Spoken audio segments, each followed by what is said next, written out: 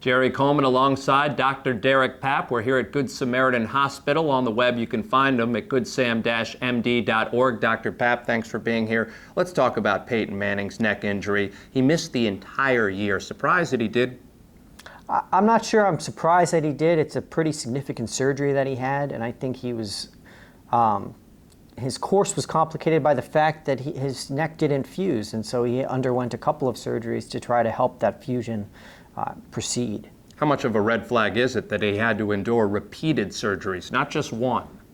I think if you're talking in terms of what's going to happen to him in the future, I think he needs to be, A, cleared by his spine surgeon for future football games, and then he needs to be cleared to make sure that that fusion is truly intact if he's going to take the amount of hits that you do in the NFL. So there's no guarantee that he plays NFL football again, is there? I don't think so.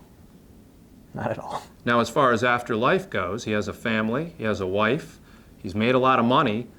What's going to happen in terms of his quality of life? If he were to stop right now, would it still be okay? I think so. I think, cervical fusion does, people who have cervical fusions do well.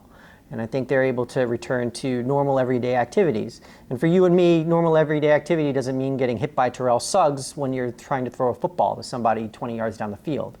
So I think in terms of his regular everyday life, I think he'll do fine. But whether or not he'll be able to return to football, I'm not sure. Well, it certainly hurt the Colts this year and didn't upset many Ravens fans. Thanks, Dr. Papp. No problem. Thanks for having me.